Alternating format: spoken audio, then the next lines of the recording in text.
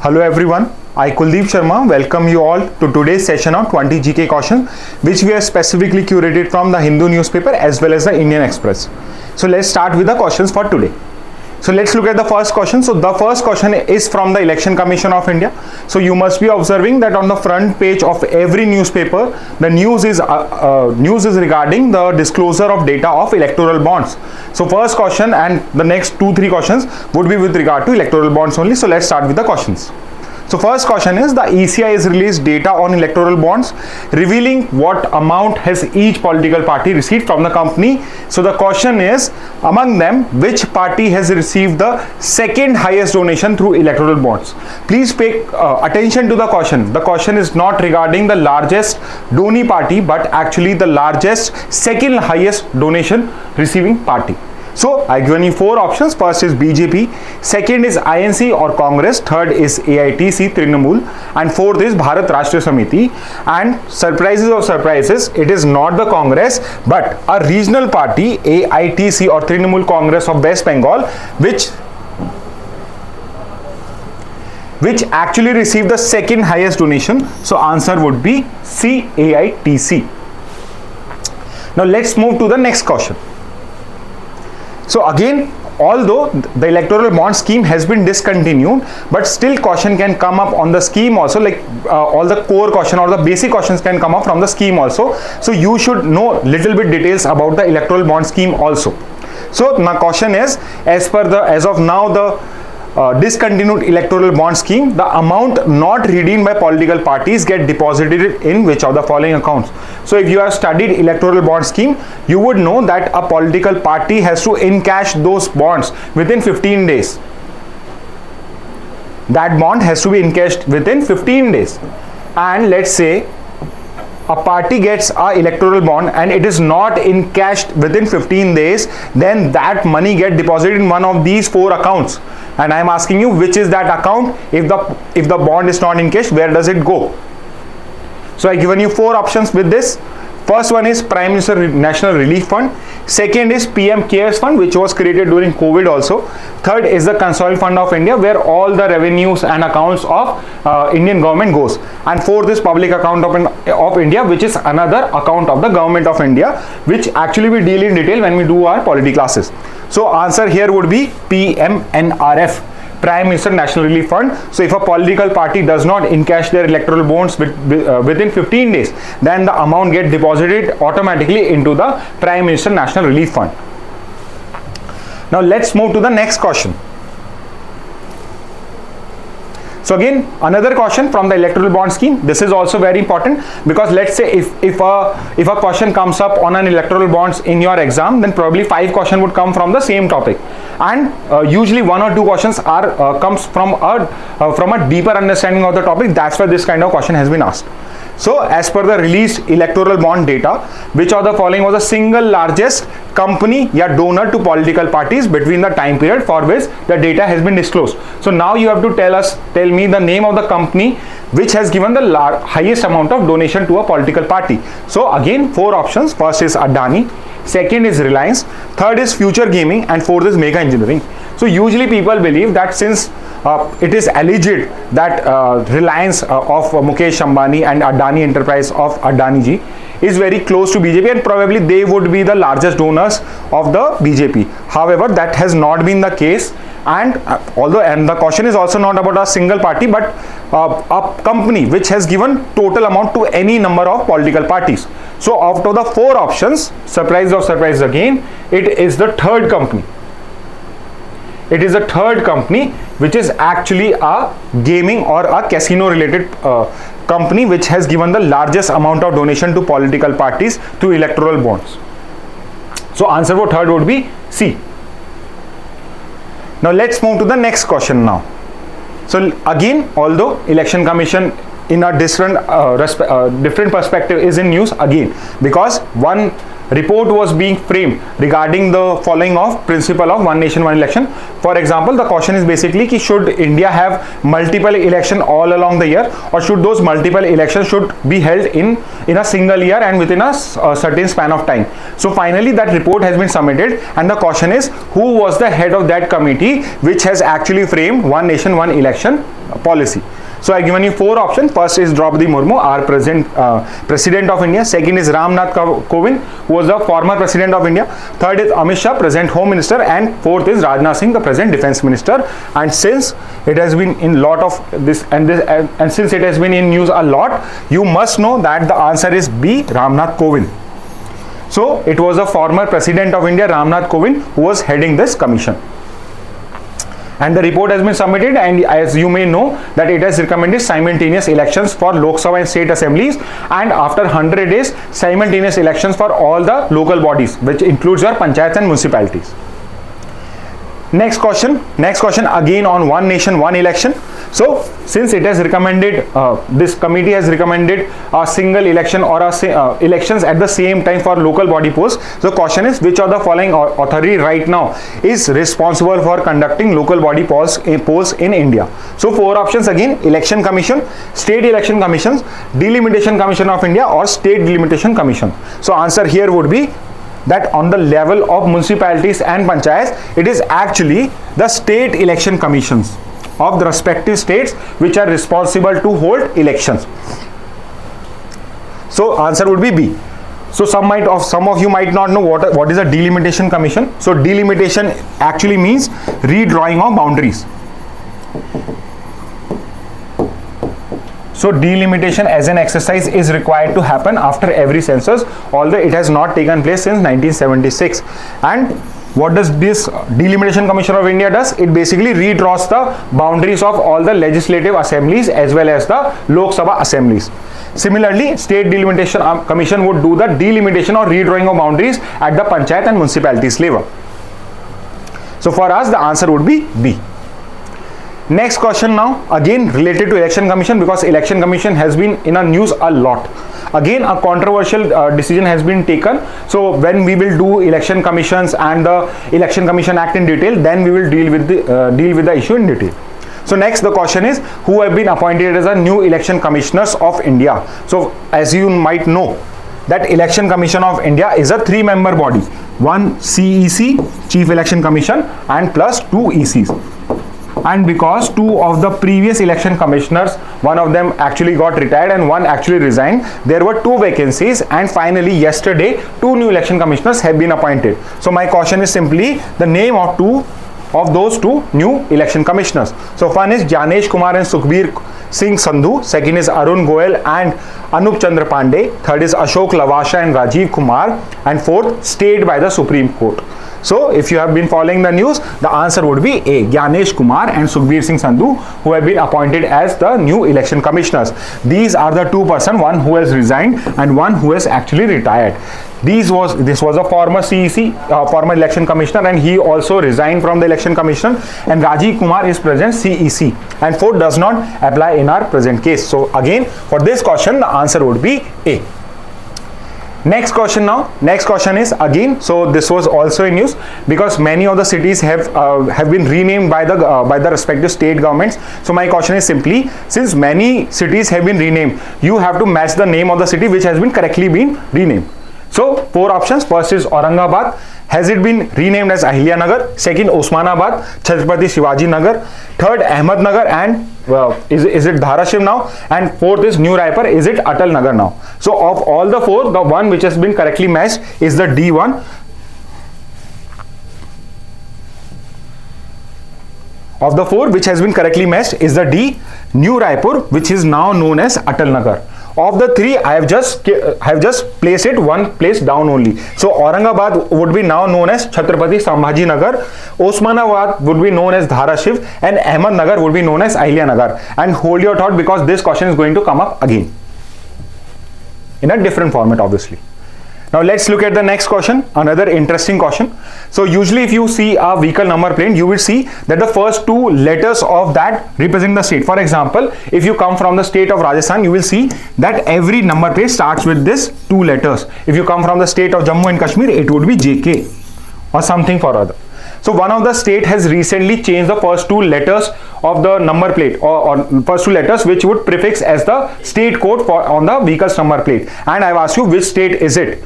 So I've given you four options: Punjab, Jammu and Kashmir, Telangana and Goa. And the answer for this question is C, Telangana, which has now changed its prefix for state code from TS to TG. And there is a very simple reason being that when there was when there were protests going on to create the state of Telangana out of Andhra Pradesh, then many people started using TG instead of AP as a sign of protest. So that's why the state government had asked for a change in this, and the RTO department has allowed it. So answer for this question would be Telangana, C. Next question now. So again, this was also in news that in the Nepal parliament, the prime minister has again faced no confidence motion, and he has been able to win that motion again and become the prime minister for the third time. So similar to India, no confidence motion can also happen in the Nepalese parliament also. So my question is, who is the current Nepalese PM? So I give you four options. One is the correct answer, and the rest three are the former prime ministers of Nepal. And of the four, the correct answer would be D. So Pushp Kumar Dahal Prachand is actually the current Nepalese PM for us. Next question now. So next question, the 10th one. The Supreme Court has stated denotification of which of the following protected areas in the state of Assam, which are also famous for one-horned rhinoceros. So if you have done your environmental classes, you would know that it is actually the state government. It is actually the state government which has the power to notify a wildlife sanctuary, a national park or a biosphere reserve. Sorry, not biosphere reserve, because biosphere reserve is a designation by the UNESCO. So actually it is the state government which can notify and denotify a wildlife sanctuary and a national park. So the Supreme Court has stated a denotification pursuit done by the state of Assam, wherein it wanted to denotify one of the very famous wildlife sanctuary, which also holds the second largest population of one-horned rhinoceros. So because I've told you this, you must be able to eliminate one of the options now.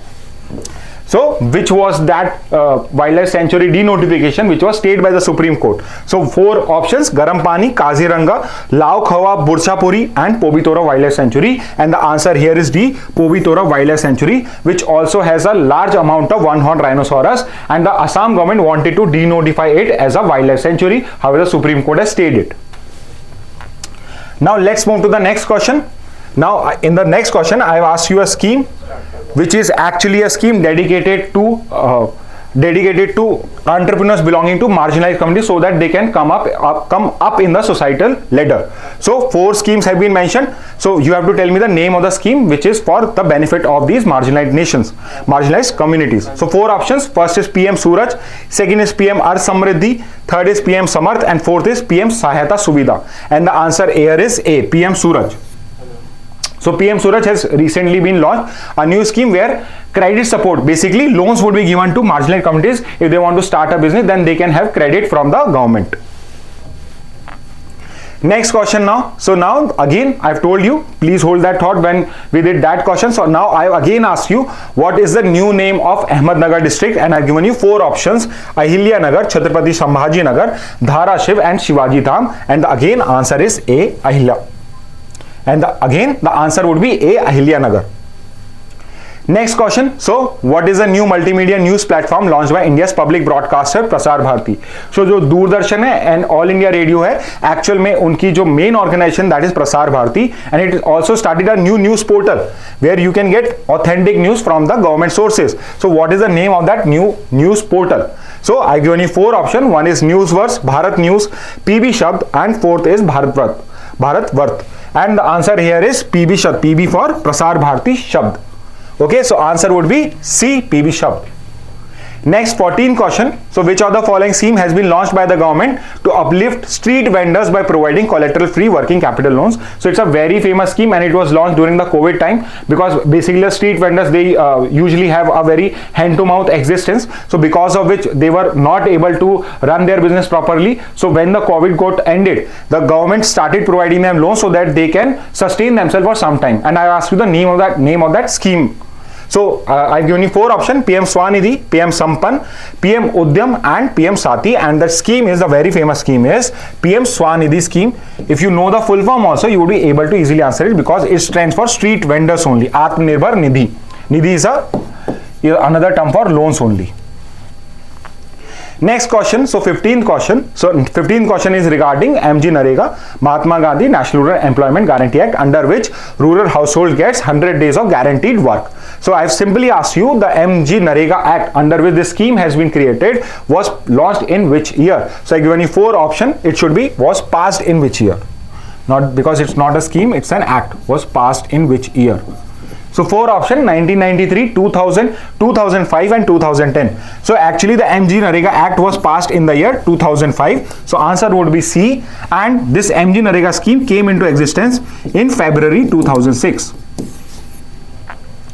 Now let's move to the next question. Another question which is from today's newspaper is that there is a report in today's newspaper, and there are 2 NGOs, WWF India and Traffic, which actually tracks on illegal trading of wildlife parts. So it has come up with a report and on India, and it has found and the question is regarding which state has topped the list of states in India in terms of illegal trade in shark body parts. So in that report, they have made a list of states wherein they found that some of the states are involved in illegal trafficking of shark body parts. So the question is regarding which state has topped that list. So 4 options: Gujarat, Lakshadweep, Kerala and Tamil Nadu, and the answer for 16th is actually D, Tamil Nadu. Tamil Nadu stood first in terms of illegal trade in shark body parts.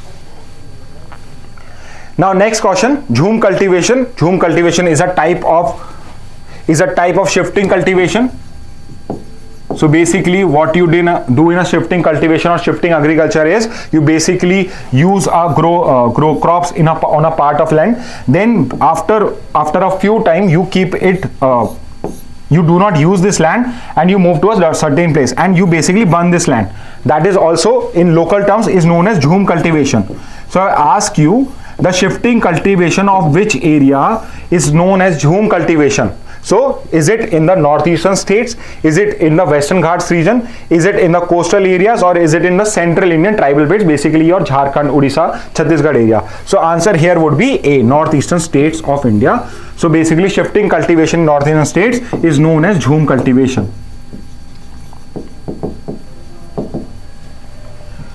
Let's move to the next question now. So next question is regarding, so this was also in news. If you will see your edit page today, you will find out a full science-based article on this news only. So what is the name of the industrial dye that was found in cotton candy or candy floss, leading to its ban in Tamil Nadu? So Tamil Nadu has actually banned cotton candy. You cannot sell cotton candy in Tamil Nadu because a particular type of industrial dye has been found in the samples of those. So what is the name of that industrial dye? So options are malachite green, Sudan red, methylene blue or rhodamine B. So answer would be here, the answer is D, rhodamine B. So answer here is rhodamine B, which has been found in cotton candy in Tamil Nadu, and that's why it has banned it. Second last question. So Gelupu Mindfulness City is a planned regional economic hub which will be a carbon neutral city. Carbon neutral basically means that whatever amount of emission is done by that city in terms of carbon, it will somehow try to recuperate that carbon and be a carbon neutral city. Though the city which is being developed by is developed by which of the following countries? So basically I'm asking, Gelupu is a city in which of the following countries? So 4 options: Cambodia, Myanmar, Bhutan and Laos, and the answer here would be C, Bhutan. So Bhutan has actually announced creation of a new special economic zone wherein most of the industries would be carbon neutral or non-carbon producing industries, so that it is taking care of the environment also, and somehow the region is also getting economically developed. So now let's come to the last question for today. So again, a question from Niti Aayog. So Niti Aayog BVR Subramaniam, after a household survey came up, he said that the poverty line, poverty rate in India has come down to below 5%. So my question is simply, which committee report serves as a basis for calculating a poverty line in India? So we have done it in our economics class also, but again it would be a revision for us. So I have given you the 4 committees which are actually all related to calculation of below poverty line, but the question is regarding currently which of the committee report is being used to estimate the poverty line. So 4 options: Tendulkar committee, Rangarajan committee, Mukherjee committee and Lakkadwala committee. So answer here would be Tendulkar committee.